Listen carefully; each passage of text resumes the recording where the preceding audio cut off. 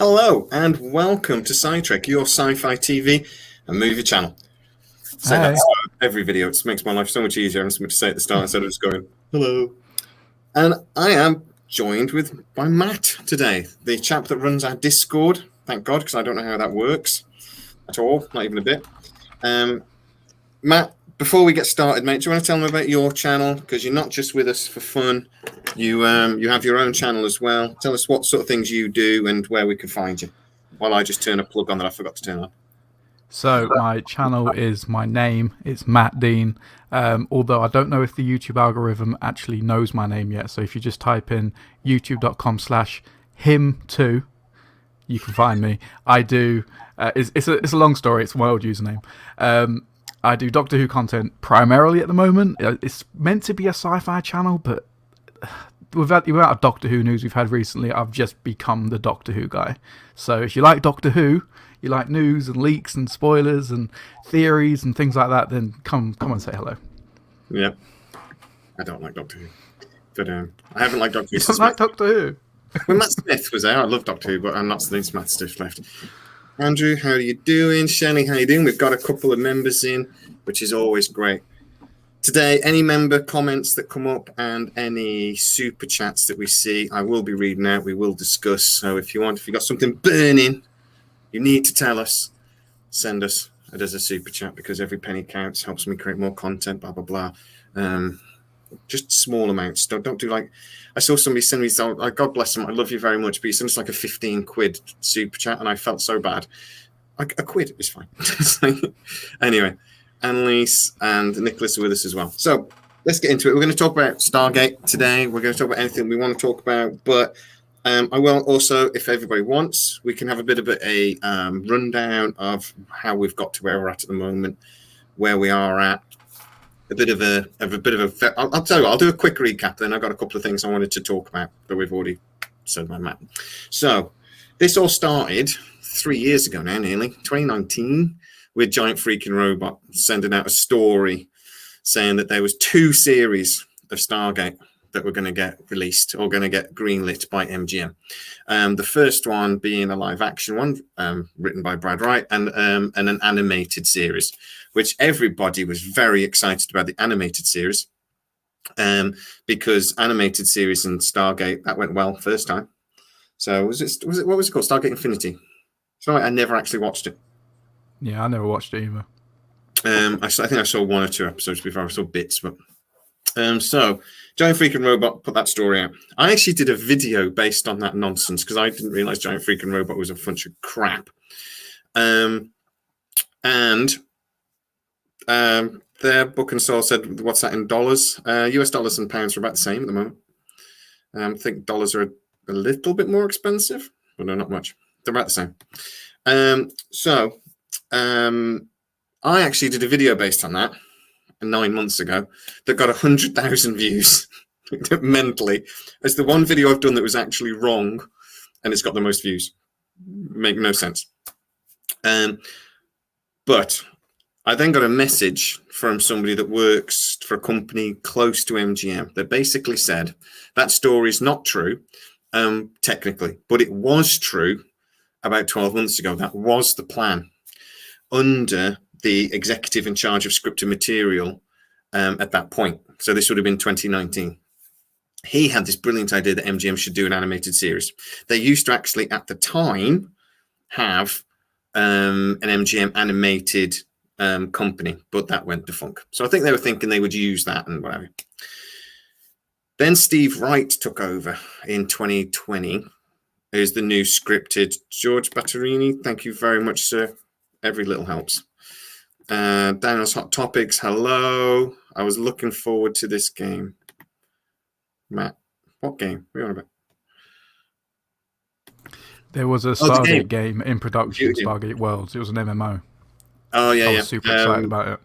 Now we've got Stargate Timekeepers, and it does look like the most boring game that's ever been made. But we can talk about it in a bit. I've not seen too much about it, to be honest. It just looks really boring. You just like a blip, and then you walk over here, and like it shows you a thing where you can see there's Jaffers, and you can see where they're looking, so you can sneak up behind them and stuff. I'm hoping it's like a mobile phone game, because if it's not, it sounds like an RTS game. It is an RTS game, yeah. Yeah, Um, it might be all right. I quite like RTS games. mm. So anyway, so Brad Wright wrote a script for Stargate to come back. This script that he's talked about quite a lot, that was sounded like a bit like Stargate Academy. There was going to be a lot of new people involved. Andrew, with all the changes lately about Amazon, is Roland Emmerich still in the mix? We could talk about that. Can you remind me about that? Because it's about contracts and stuff. So we can talk about that in a bit.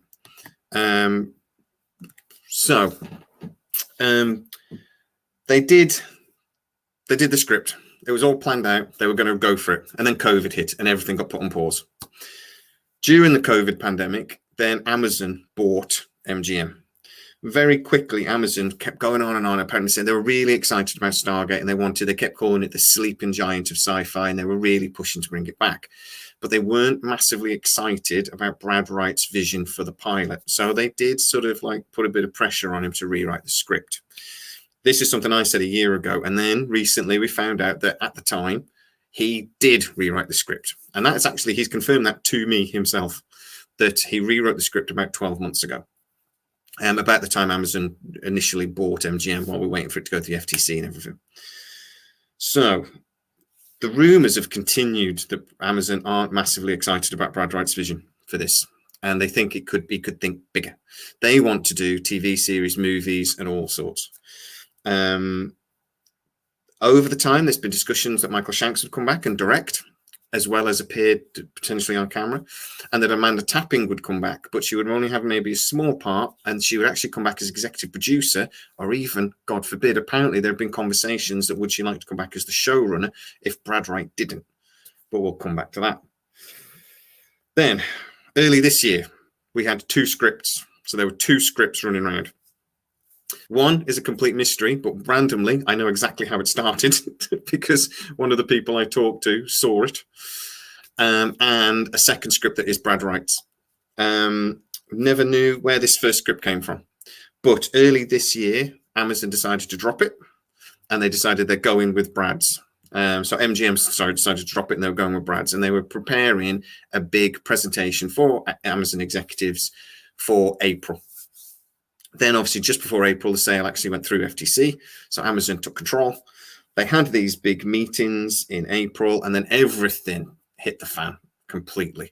And Amazon announced basically to MGM, you know, all that stuff we were telling you about how we were going to be really honest and let you do your own thing. Well, we lied, and you're not going to be allowed to do your own thing. And in fact, we're probably going to dismantle MGM as a company and just use the name. The 2 head executives in charge of MGM left, or were pushed. And that is basically where we're at the moment, in a big no man's land of not really being 100%. Going from 2 or 3 months ago being absolutely certain Brad Wright, or looking like he was absolutely certain Brad Wright's project was going to get made. Even Gate World and all these other people that haven't got any guts to say anything that's not, if it's not nailed on, they don't say it. Even they were saying that it's almost certainly going to happen. And now it looks...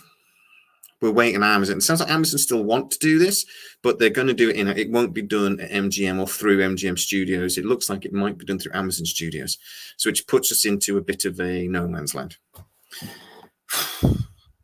That's everything. That's it. That's where we're at the moment. So, any parts that you wanted to jump on, or that you're not sure about, or? No, I do want to talk about the potential of... You said either Shanks or Tapping directing. It looks like, obviously, Michael Shanks and Amanda Tapping have both been quite successful in directing since, and they both directed episodes back in the day. Michael Shanks, Brad Wright has quite openly talked about that he would love Michael Shanks and Amanda Tapping to both come back and to potentially be behind the camera. But really, Amanda Tapping's career ever since, the series she left Stargate for. I'm going to forget the name of it now.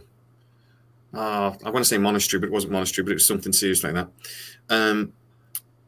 She executive produced that. She's done a load of directing. She's directed all sorts of TV series over the years. So that's really where her passion lies. She's won a few awards. She's now executive producing a TV series called Salem's Lot, or something like that. Salem something. Fort Salem. Fort Salem, thank you. Fort Salem, sorry, yeah. And I think if she came back to the show, she would at very least want to come back as an executive producer. They're not going to get her back just as an actress, because I think she would consider that a step back in her career. What do you think about this potential idea, though, of her, if for some reason, if they didn't go with Brad, and we could talk about the ups and downs of maybe taking Brad or not. If they didn't go with Brad, how would you feel about maybe like Amanda Tappin coming back as showrunner? She's never done it before. She's never been a showrunner. Yeah, she's never been a showrunner. She has directed. She directed one episode of SG-1, didn't she? It was Resurrection. I think she directed a couple, but she definitely directed Resurrection. She's directed all sorts since. Yeah, I'm just looking at her, IMDb, just to see what I would have seen. She's directed things like Travelers, which is a fantastic show if you've never seen, from Brad Wright. She directed 9 episodes of that. She's directed an episode of The Flash, Batwoman, as you said, Fort Salem, Supernatural. I think she directed several episodes of Supernatural, didn't she? I think. Yeah, four episodes apparently she was credited with. Maybe she did more, but she just wasn't credited. I'm not sure. Mm-hmm. Yeah, if she came and she was, I don't know how I'd feel if she was showrunner, but I definitely would like to see her in some sort of, in the directing chair or giving some direction, towards how the show is going to go, because she's been on the other side of the camera, so she knows what Stargate is meant to be. And now she's obviously gone to the other side of the camera to direct, and she knows how that works. And I think she would bring a lot to the table. But I think she is ambitious, though. That's where I'm thinking that it might be a possibility. Because, she left Stargate to do Sanctuary, which she was a producer or executive producer.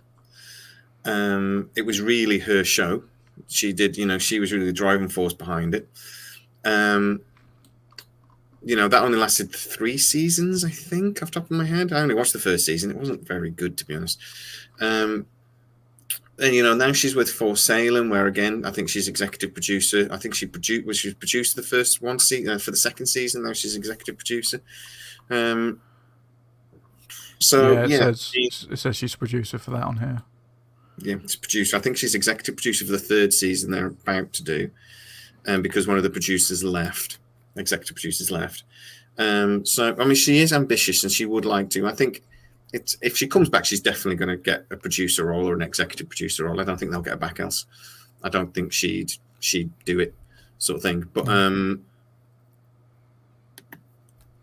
yeah, I think as a showrunner, somebody said to me, at the time, well, you've got to be a writer to be a showrunner. You've got to have the vision of the thing. And I said, well, no, that's nonsense, because Kevin Feige isn't a writer. As far as I know, he's never written anything. But he's probably the most important showrunner of the last 20 years, because he's basically masterminded Marvel.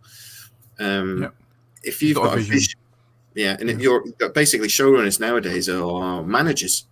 They're keeping everything together.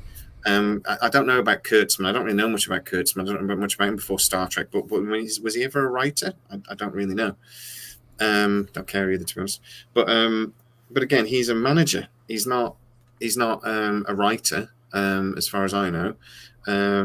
You can Google it while we're on. I don't know. I don't see any reason why she couldn't. I think she's got the experience. She knows how to run series. She's never gone. It would be a massive project to be your first project, though, wouldn't it? Let's be honest. Yeah. But this whole conversation is based around the idea that it would only be if Brad Wright didn't come back. So let's talk about the elephants in the room a little bit. Stargate Universe. Where do you stand on Stargate Universe? You're a lover or a not so sure? I loved it. When it first aired, it was very clearly different. It was definitely different to SG-1 and Atlantis, but I was on board. Yeah. The first season wasn't great. It wasn't awful. I don't think it was terrible. I don't think it deserves as much hate as it gets. The second season, second season was fantastic. It's just a shame how it played out with the, MGM's finances and that thing you said with last week with the sets, the whatever, the money anyway. It's just a shame they couldn't do season 3, because I think even if they only did 3 seasons, that third season would have either reignited the spark for Stargate and then led on to more, or at least give us like a satisfying conclusion to the overarching Stargate story. Yeah, that thing I was talking about was the Canada, the Canadian dollar got too strong. That was towards the end of Atlantis. I don't think it was the main reason why Atlantis got cancelled, but I think it was a factor. The American dollar, the whole reason why they set up in British Columbia in the first place was it was cheap to make. They got a load of tax breaks and things. So it was reasonably cheap to make. It allowed them to push the budget a lot further. And then by the end of, towards the end of Atlantis, the Canadian dollar was so strong, all of a sudden it was actually becoming quite expensive to make the show. So I think, but I don't know if that affected Stargate Universe in the same way. But Stargate Universe was an horrendously expensive show to make. I mean, the acting talent on there was not cheap, which is something they'd never done in Stargate Atlantis before. At Stargate, it was always relatively unknowns, except for Richard Dean Anderson. And then, it's like they move on to, in Stargate Universe, they did have a couple of proper Hollywood actors, quite expensive contracts in there. But it was a beautifully made show. For me, it was just a bit boring. It was too slow, and I felt they were hoping to win awards. I think they were looking at what Battlestar Galactica was doing, and how they were getting such critical acclaim, and they thought, "Oh, let's do that, and let's make something that's really." And don't get me wrong, it's by far the most beautifully made of all the Stargate series. It was just a bit boring, and particularly the first series. The second series did pick up; it was getting better, but I think sci-fi shows should always have at least 2 seasons. If TNG had just gone on, that Star Trek Next Generation, if we'd just gone on the first series and that, it would have been cancelled. It would have been the death of the franchise, because the first series wasn't very good. It got better towards the end of the first series, but it was only really a third the way through the second series that show got any good. And when they basically sent LaForge off down to engineering with no training, Tasha Yar died, and they realised that actually a Klingon would be a very good security chief. That when they sort of reorganized that, it was brilliant. So I mean, the football. I just feel like my actual thoughts on Universe was it was very ambitious, and I don't know. I don't think the fan base was ready for that kind of TV show, because I do think it was slightly ahead of its time. Yeah. It would work really well now if it came out, but it didn't then. It was, maybe it was a start, but I just thought it was forced. They were trying to read something, but I felt like both Atlantis and Universe ended prematurely. I think the stories had a lot more in them. Atlantis most definitely ended prematurely. I've done a couple of videos recently about Stargate Universe. We've got one on Stargate Atlantis coming out soon, basically saying about Brad Wright has talked about with both wanting to bring a conclusion to it. I think with Stargate Universe, that basically means saving them and bringing them home. But Stargate Atlantis, is it just having the Atlantis in, or does it mean we have to actually defeat the Wraith? I don't know. But either way, we need a satisfying conclusion for the Wraith, for sure. Yeah. Whether that means bringing in a new bad for potential 6th season, or, just ending it there. Yeah. I'd be happy with both. Let's not preempt that video that I haven't put up yet. Too much. Ruin it when I watch it. But okay, so Brad Wright, obviously he presided over, you could argue, the end of Stargate, because you say what we like about Stargate Universe, not enough people watched it. People vote with their feet, and they didn't watch it. It was too expensive, and they didn't get the viewing figures, so it got cancelled. There's no other. That is the argument. That is what happened. I think a lot of that came about from the slots they were given, though, wasn't it? They had a decent slot to begin with, and then was it Sci-Fi they were with? Moved it to some like ungodly hour when no one watched it. But even that, though, it's if the show, and if they love the show, they'd put it on a decent hour. They put it in the slot that they think is going to be most valuable to them. And if they didn't have confidence in the show, they weren't going to put it in a prime slot. So, I mean, that's a chicken and the egg thing. But at the end of the day, nobody watched the damn show. So we can't really go any more than that. But for me, I mean, it was over here in the UK and it was on Sky, the same as all the other Stargate shows had been. And again, the viewing figures weren't good enough. So, excuse me. But Brad Wright presided over that. So how much is he to blame? There is an argument to be made that he killed Stargate. But I don't know. I'm playing devil's advocate a bit there because I don't think I loved Universe. Like I'm really the wrong person to ask because I loved Universe. So when you say no one watched it, I'm there screaming, I watched it, and I loved it. Unfortunately, if you're the only one, I think it's one of those Marmite shows. Only Americans watching will not understand that reference at all. But it's one of those Marmite shows that people loved it or hated it. But some people, unfortunately, the sad thing was too many people were just completely irrelevant to it. They just didn't care. But for me, I just always felt like it was boring. So I watched it. Still better than anything else on the telly. It's still Stargate at the end of the day, like I say. So I still enjoyed the show, but I just wish it was more interesting. Then do you know what? My problem with it was? They sucked the humor out of it. That was the problem. They sucked the humor out of it. It was not. Yeah, it was more gritty, more series, more serious. Yeah, I kind of like that though. I liked that it was different. I don't know. I just liked that it was different. That's the thing, wasn't it? With any sci-fi, any TV show or reboot or revamp of anything, there's a catch-22, isn't there? That if you follow the same formula, you'll get moaned at for they're just doing the same thing again. If they'd had another wisecracking commander, and like they kind of did with Atlantis, really. With with Shepard, he was he wasn't quite, but a bit like Richard Dean Anderson, his role. If they did that again, you're gonna, they'll just go, here they go again. It's just following the same formula. But then if they change it too much, you got the same people probably go in. Well, this isn't Stargate. Yeah. Wisecracking commander, sort of thing. It's like, do you follow the formula or do you get bone in the? So do you change it or do you not? The video you made recently. I don't know if it was a live show or if you made it an actual video. I can't remember. But you basically, it was your video. Why Stargate is better than Star Trek. Yeah. You hit the nail on the head that Stargate needs to be funny. Yeah. Because that's having that comic relief in amongst some of the more serious episodes just makes or breaks the show, I think.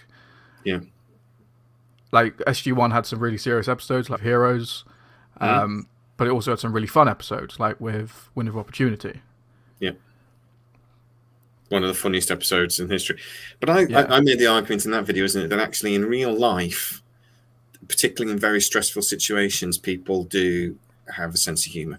I've worked with the NHS, the health service here. I've worked in mental health. I've worked in other areas where are very serious, very stressful. And for me, the more stressful the job, the stupider the sense of humor is, because you need to vent. So when people say, "Oh, this is a gritty drama, it's so realistic," and I'm like, "Well, if it was realistic, they would be taking the piss out of each other. There would be some humor there because that's how people cope." And that's the issue. But I don't see why they went from though a character who was obviously O'Neill was suicidal, and then he felt better, and then he became quite a wisecracking. But then in SG Universe, they just had a suicidal commander, and he just stayed like a drunk, suicidal, like depressive all the way through. And I know he came the redemption towards the end, but I just found the characters boring. But like I said, still Stargate. It's still better than everything else on telly. Yeah. It's just my least favorite. But for me, I wouldn't mind. If Stargate, if there are people at Amazon, at the end of the day, they own the show, they'll do what they like. But if they could bring in some fresh blood, and they could bring in somebody new, as long as they brought in the right person, and they didn't do a Star Trek let's turn the Klingons into some sort of weird thing. Let's have a a hard reboot, and let's bring he's talking about RDA there. Richard Dean Anderson made Stargate. He was a genius. But there was a comment earlier that somebody's heard that he's coming back. I think that was just for the live show, wasn't it? That's the AI read, isn't it? Yeah. Well, I got accused, just to change subject completely now, I got accused of being clickbaiter a couple of days ago. Really annoyed me because I work really hard not to try to clickbait people. But I tried to do titles that are serious, and he went on and on and on about me about clickbaiting. Somebody's a vapor. But anyway, so there is a show I do watch their videos occasionally, and I'm gonna have to. I'll give them a shout out. Let me Google them a sec. And they do clickbait. They're terrible for it. Popcast. And they're one of these people that do 15-minute videos, but they only actually tell you like 1 or 2 minutes worth of information, and they spend most of the video telling you to just wait until the end of the video where we're going to tell you something really, really interesting. But in the meantime, don't forget to subscribe and like and blah blah. And they go on and on and on. It's one of those sort of places. But they did a video recently, and their video was, could Richard Dean Anderson return to Stargate? All right. But then all they actually talk about is that thing on Companion with Brad Wright and the virtual thing. There was rumours that they would, about 6 months ago, that they would like Richard Dean Anderson to come back to Stargate. But if they did, it would literally be as Samantha Carter's husband, and he would have a very small role, and it would maybe 1 or 2 sort of like visits. And that would be a way of getting fans on board, particularly if there were quite large changes to some of the plots and some of the scripts to like just placate fans and calm them all down. Richard Dean Anderson would just pop up and make a bit. But that podcast video didn't mention that. They just talked about Companion. I sat through 15 minutes to get to something I already knew. Which was annoying. Thomas Lever J, you are awesome. I am. I keep telling people that I'm awesome, and they don't believe me. But and Andrew again, don't worry, Jay. I'll send him a box of tissues. Thank you. But yeah, so no, this idiot had a right moan at me. But I don't know what people are going to do. I'm just quickly reading through it now. It's on. I've got this video loaded open because there was a comment I left, and I wanted to read it based on the whole Brad Wright discussion. And yeah, I've just seen it. So Go for it. A quick look. Yeah, no. Well, but when you're ready. Well, finish what you were talking about first. I can't remember what we're talking about. So, if you're new to the channel, like, subscribe, hit that bell notification. If you want to go on SciTrek.com, you can buy amazing glasses like that. And please consider joining the channel and becoming a fully fledged SciTrekker. You can hit the join button. We've got all that nonsense out of the way. So, he would be retired. So once he's retired, he could marry her. So yes, he could marry her in this new series because he would be retired. And that's all what we want to see in it. We want to see Jack and Sam together. That would be amazing. And I'd love to see that. I'd love to see the opening of the new series to be them getting married. That would be the opening. So everybody, could you imagine that? All his fans would go insane if that was the opening to the new series. I've just given Brad Wright an idea there. I might send it to him. So yeah, what were we talking about? Somebody get in the comments. Tell us what we were talking about. Have you found your comment? You were just talking about the comment, but before that, we're talking about Brad Wright potentially not being the showrunner. When you made that video yesterday, I commented this, and this was my thoughts. If they did get rid of Brad, I would still watch it because I'm desperate to watch more Stargate. But I do think Amazon would be shooting themselves in the foot. I'll just read it now. Brad has been a massive part of Stargate since its inception, and although I agree Fresh Blood would be good, it worked for Doctor Who in their revival. It comes with so many risks, and I don't know if Amazon can pull off a Russell T Davies rival-esque move. Yeah. Especially when Brad himself is fighting so hard for his vision, because he's got 100%. The fans behind him. If they brought in new fans, new blood, essentially, with him still trying to make his vision come true, I think it would muddy the waters a bit. I think it's 100%. I do wonder if that's why Brad Wright is going on Companion, going on Twitter, and going on these other things and talking about as much as he is, and just making sure he reminds fans, don't forget, I'm Stargate, basically. Stargate's my baby thing, because I think he knows Amazon are considering his position. So if he gets out there and he keeps talking about it, he does these companions, he gets Richard Dean Anderson on there, he gets Amanda Tapper, it makes it very, very difficult for Brad Wright to not be involved at all. But it does mean Amazon could sidestep him in some ways, or bring somebody else in, do other things to other executive producers. Maybe there are ways they could,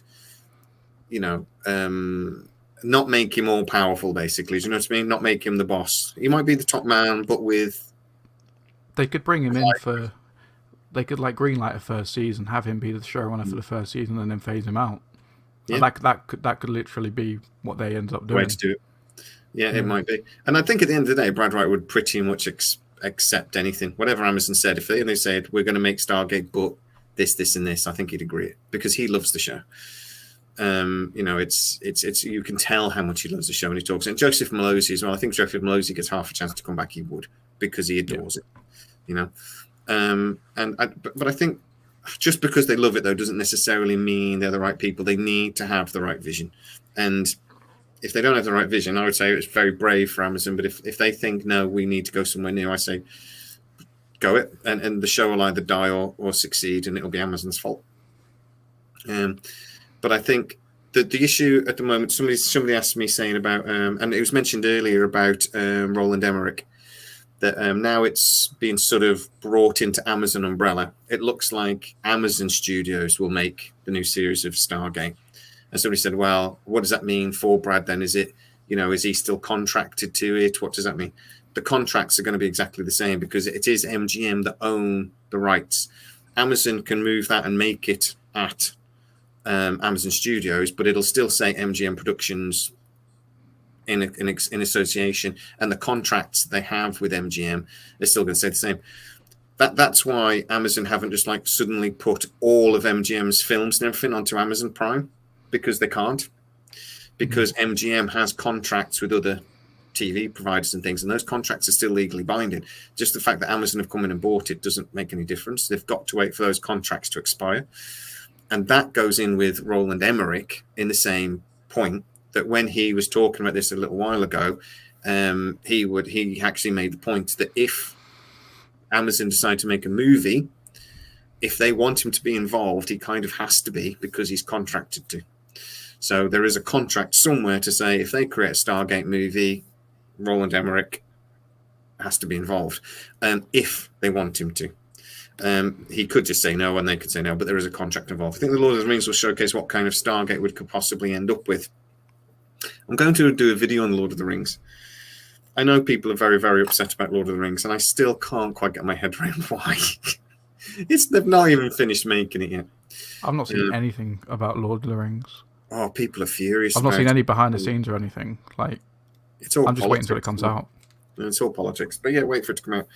Lord of the Rings, there's already a lot of negativity. But I think people are just annoyed they're making it at all, as much as anything else. Well, it's supposedly it's set before the events of the movies, isn't it? Yeah, 6,000 years before or something. Yeah. It's a proper prequel. Something I'd love Stargate to do. That was something I missed off the list, actually, that apparently there was, a few months ago, there was discussions about if the first series of Stargate works, and it would be 10 episodes. I said about how they wanted to do this Marvel-esque style, and I've talked about a few times in videos, that they would want 2 or 3 series that all intertwine with each other. A bit like Star Wars at the moment with the Book of Boba Fett, how it intertwined with Mandalorian. And it was really just the 3rd chapter of Mandalorian, really. They would want something like that all the stories sort of they I was going to say interfere with each other then, but that makes it sound like they're touching each other up or something. But they all reflect on each other. They will all, what happens in one will affect the other. And then the movies would be the same, that they would potentially affect each other. if they were to do that with Amazon, one of the things they could do, and I would adore, and there have been discussions, is a prequel series. And I hate prequels. I hate prequels. I hate them so much. I just think with a prequel series set in the Second Age, I don't really know what that means, but we'll have to. The reason an Ancients prequel could work with Stargate is because they're an advanced race. To us, it's futuristic. So even though it's set in the past, it's still futuristic enough for it to be like amazing, and like it's not like sword fighting and horses and what we see like on like every other TV show when they go into the past. It's futuristic and it's exciting, and it's things that we haven't seen, and stories that will eventually I don't know, interfere. I'm going to use your interfere with SG-1 and Atlantis later on. I'm interfering with you. But yeah, but in the past. For once, we can have a prequel series that doesn't tiddle all over canon. I'm trying to be good and not swear. Aren't I good? It doesn't tiddle all over canon. And actually could add to canon instead. Because how many times in Stargate have we seen little things about the ancients, even the building the gates? We had little teasers. That bloke with his as he's trying to escape them out with he had the designs for the gate on like a piece of paper and things. We had little teasers. Even Stargate Universe, we could find out so much more about that. We saw the gates being built on the seed ships. Because one of the biggest questions from Atlantis, probably more primarily, but even SG-1, is how on earth is a ZPM created, a ZPM created? I'd love to see that. I would love, even if it's just a throwaway scene, just to see that. Do you know that would sort of make me think about like certain Stargate episodes and things, or Star Trek episodes. Sorry, I'd love to see them like building a ZPM, but then the whole little miniseries would be one while their designs. There's an accident, and there's that could be a really interesting like double episode where then they're fighting to sort of like, but in the end they figure out how to build the Z, because that would be I imagine an incredibly dangerous piece of a technology to get wrong. So that could be such an interesting episode. We could learn something about ZPMs, which is such an integral part, particularly to Stargate Atlantis. But then as well have an element of danger and threat, and whatever else. That would be such an interesting double episode. Like I'd like to imagine they'd have the same sort of trouble that McKay had with his bridge, where he was extracting 0-point energy from an alternate universe rather than an artificial universe, which is EPM is. Yes. So they probably tried that. Something messed up. That's it again. Yeah, there's so many possibilities. Or even that they're using maybe that is drawing energy from somewhere else, but they again do like a Trekkie type thing. When in the Star Trek episodes when they realised that the warp drive was damaging space time, it was causing. So they could realise, they have these EPMs and and they realise that it's actually causing harm to somebody else. Sorry, everyone's talking about Lord of the Rings. We'll do a Lord of the Rings video, promise, guys, at some point. Oh, I've set Siri off now. Shut up, Siri. But yeah, there are so many possibilities. Even like building the Stargate, there's so many possibilities in there that they could have for going wrong. But then I just think that there are so many ways. I mean, the game is Timekeepers, and they are actually jumping through time in the game, apparently. I was told a little while ago, look out for that, because that's one of the things Amazon have talked about, saying that they would love the game to sort of reflect where they were going to go over the next few years. And he said time travel is a big possibility for where the series could go and how they could intertwine all these things together, because the gates give them that possibility. He also said, and all he said was mirror universe is smiley face, and that's all he'd ever say, and he never said anything else. It would open up more stories for sure, wouldn't it? Because you'd traveling in time, you could just go back and you'd have to go order the bad guys again. You could have the replicators, and even further back, the actual Wraith in their prime. And I mean, you could always do things like Marvel did, where they go back in time and things get messed up and it changes things. But I would hate that if they did a Star Trek, a J.J. Abrams Star Trek thing where they went, actually, we can change everything because it's okay, we changed time. And this is an alternate universe now. That would piss me off. I don't want them to do that. I did promise I wouldn't swear. I'm so sorry. But it's, somebody's there put Stargate Multiverse. Yeah, exactly. I don't want that though, do we? To be honest, I think it's lazy. I like the multiverse stories when there's parallel versions of the team and stuff coming in, but I don't think we should have, as you say, rewrites and this event has changed everything that happened before. Because that is essentially just a hard reboot, isn't it? It's or soft reboot. And it's just lazy writing as well. But all of them will be soft reboots. Anything they do will be soft reboots unless they bring all the original actors back, which I think won't be a hard reboot if they basically change everything. Or they pretend like the first series never happened. But I've been told repeatedly that won't happen. That Amazon know if they try to do a hard reboot, there'd be a revolt. People just don't think too much. They got away with it, Star Trek, but I think they've learned their lesson from Star Trek though as well, because everything, like early Discovery episodes where the Klingons were different, we're not going to see that in Picard Series 3 because they're just going to pretend like that didn't happen. And all the creepy Klingons that we saw in Discovery Series 1, we're not going to see that in Picard Series 3. So I'm hoping Stargate learns from their mistakes, Star Trek's mistakes, and don't do it. But that's the one thing I think is really interesting with canon and Stargate. I can't think of a single time, because I'm doing another part of that video, Stargate is better than Star Trek, and my next thing is going to be canon. Star Trek pees all over canon every chance it gets. It's almost like they do it on purpose. It's almost like they change little things just to see if anyone notices. And we're Trekkies. We notice. I just wonder if I can't think of a single time Stargate did that. I was trawling through all the episodes trying to think when has Stargate ever made a major canon error? And I don't think they ever did. I can't think of any.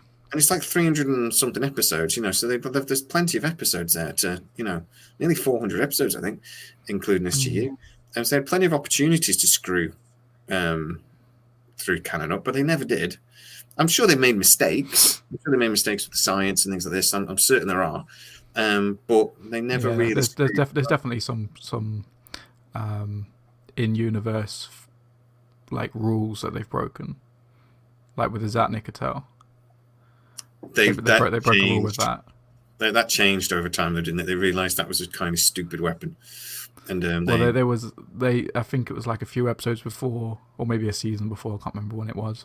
They introduced what it was. You got the 1-shot stuns, 2 shots kills, 3 disintegrates, but it has to be open for it to do any of this stuff. And then there was the episode where Ryak was basically brainwashed by Apophis. So, what's his name? Tilk shoots him, but doesn't actually open the weapon.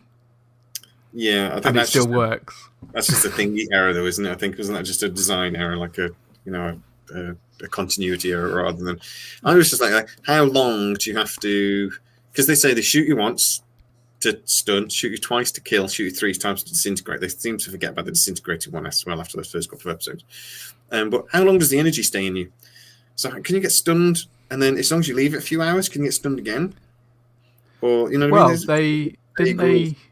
they shoot O'Neill a few times during that episode with Cadet Haley? Oh yeah, I love her. She's because of the bugs. They didn't like the electricity. Yeah. I said the only bit that threw me off was when they had multiple actors playing multiple characters. So everything. Star Trek was the worst for that. Star Trek would have one actor play 8-9 different characters quite regularly. Stargate did it with people like the guy that played, I can't say his name because it's impossibly like northern name to say, but the guy that played Todd, he played several different characters, didn't he? And he was also in a few. He's got an amazing voice. That's Elon. That's Elon who's buying the show. Oh, if Elon Musk bought the show, how good would that be? It's never going to happen, but how good would that be? If Elon Musk bought Stargate, he would build the ships like they would actually be real working ships. He'd build a Stargate. it would become a documentary rather than a science fiction TV series. Yeah. What's the other thing I was going to ask about? So if Brad Wright weren't to be in the show, like we said, I don't think it'd be the end of the world as long as they brought somebody good in. But I think my personal opinion though is that Amazon aren't stupid enough to do that. If they might bring him in with a bunch of provisos and a bunch of ifs, buts, and maybes, or might put training wheels on him sort of thing. But I don't think they would sack him. But I know they've talked about it. You remember I did a video a few months ago and I said that Brad Wright was in the building at Beverly Hills, and I had to apologize to say no, he wasn't. I've since been told that actually this was completely separate. I was only told this about 2 weeks ago, that there were a bunch of meetings about Brad Wright at executive things just before these big summits. And I never put two and two together initially. But now I've suddenly realised, I wonder if that's what the bloke saw. He saw the Brad's Knight saw his name and it was about Brad Wright, but he wasn't actually attending. So it was. So I do wonder. I haven't actually asked the bloke that told me, because he stopped talking to me after that. After I did the video and I apologised, he virtual hug. Thank you, Jack.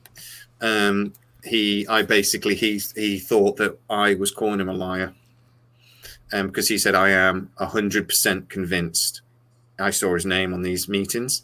And then I obviously that video saying, I'm sorry, Brad Wright has told me himself he wasn't there. And I do think this guy made a genuine mistake. He basically saw Brad Wright's name on these meetings, saw a bloke that he thought was Brad wearing a bloody mask across the room, and then just put two and two together and made six. So I think it was a genuine mistake. But now this other guy's told me, no, there were a bunch of meetings about it. But it was simply, they weren't like anything nefarious. It was simply, the MGM executives and people know Brad. The Amazon people coming in don't know him. Stargate's considered to be a big role. So they had some meetings to say, well, what's he like? What are his priorities? What does he want to do? And that's all these meetings were, apparently. But it makes sense that that's what happened. I'm hoping so, but like I said, he's never spoken to me since. He says he thinks I called him a liar, and I wasn't. I was trying to be really honest, but at the end of the day, if Brad Wright tells you off and says I wasn't there, you don't have a choice. You've got to issue an apology, ain't you? You've got no choice. So honestly, Brad Wright's enthusiasm for the show is infectious. I think it is. I think he's right. I watch him on the Continuum and stuff, and he freaking loves the show. You can't own about it, and it is somebody that Kevin said it's his baby, and I think it's right. He absolutely adores the show, but so do people like Michael Shanks and Amanda Tappin. And I think these are the people that will be brought in behind the camera. I can remember as well, these people wrote episodes. Teal'c, Christopher Judge could come back and write episodes. He wrote some brilliant episodes, and I think he only wrote back 2, but it would be interesting to see if these can bring these people in, really. It would be amazing. So where we are at the moment, then, does it concern you at all, Amazon Studios sort of absorbing these things and they say, well, we're going to make it rather than MGM Studios? Does that didn't bother you in the slightest? Not really. No, I don't think it's for me either. You've said it before. MGM would use other studios anyway, so even if it was MGM doing it, they'd be using other studios, so it sounds very much of the same. I don't think it makes any difference. The only thing, and Amazon have made some good shows over the last few years. I loved that Lucifer TV show. It was on Netflix. Amazon bought it, continued making it through the production company that was making it, and they just let them make the show. I think if they brought Brad Wright in, he would just be pretty much allowed to make the show he wants to make. They'll just fund it, but they will. I think there will be some. They will put some protections in. Jack doesn't bother me either. I don't think it's an issue. I just think it's weird because Amazon's such a big company. They're not necessarily. They haven't got the history of MGM. But what I'm being told is Amazon are going to be cherry picking talent from MGM. They're going to be taking entire sections out of MGM and absorb them into Amazon. So it might actually end up being the same people anyway. It's just it'll have Amazon's name on it as well as MGM's. That's all it really. I don't think it'll make a difference.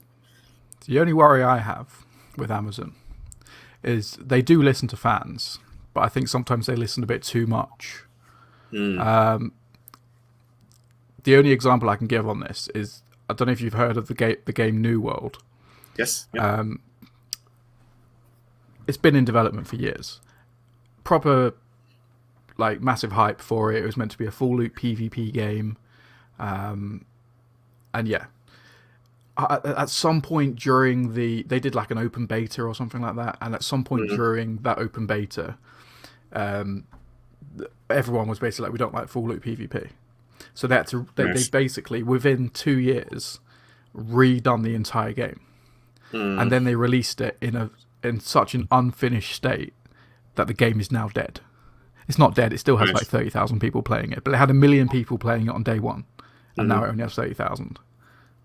Right, okay. It's slightly, I know game development is slightly different than TV shows, but yeah, no, I don't know if they listen to the wrong people, are they going to make changes that have detrimental No, but I think you've got a effects? good point there, because we know they do a lot of surveys and things. Because that was one of the things we got excited about a couple of months ago. They were putting surveys out to people, talking about The Expanse, and do you like The Expanse? Would you like to see more of The Expanse? But also Stargate. Do you like Stargate? Would you like new Stargate, or do you watch the old Stargate? What would you like if you did? And they put these surveys out. Now, I don't mind them collecting data, but are they taking a scientific approach where actually it requires a bit of art rather than just the science? You know? Yeah, because just having 100,000 people say yes, we want Stargate, or And they say, 200,000 "Would you?" people saying no, we don't. Like, Is that my accent tunes that's making you fun, making you giggle? As long as I'm making you laugh, that's the main thing. I've never noticed that. I have lots of little twangs. I'm one of those first of my generation in England, so they watched far too much American TV when I was a kid. So I have these little American twangs occasionally that click into my accent is so confused. it's all over the place. But yeah. So no, I worry about that with Amazon sometimes as well. That instead of like creating a show that they're passionate about, they try to create shows that are formulaic, that hit the demographics they want to hit, sort of thing, rather than doing something that's brave and exciting, which means sometimes it'll fail, but sometimes it'll succeed. But then they do things like Reacher, which is a fantastic series. And the boys. And the boys, which is, I mean, that is a brave show. I mean, that is horrendous in places, you know. It's gruesome. It's so gruesome, but it's probably one of my favorite things they've ever done. Yeah, no, it is my favorite thing they've ever done.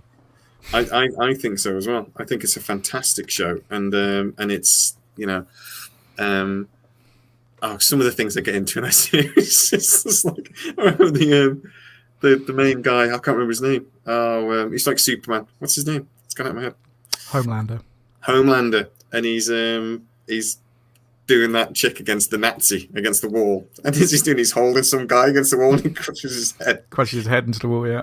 The opening sequence of that film where he's holding his girlfriend's hands, and the Flash guy comes through, Express Train, what's his name, Sing Train, comes through, and like he explodes. I'm just like, what the bloody hell was that? I can't wait for the third series. It's amazing. I can't wait either. The ending of the second episode, that's what clinched it for me. Being a fantastic show where he blew up the guy from the inside. Yeah, the invisible fella. Yeah, that was brilliant. I didn't think the second series was as good as the first series, but yeah, it's good, and that had really dark moments as well. You know, when the main girl, she joins the Seven and she has to give Fishboy a blowjob basically, and there were seriously dark moments in that series as well.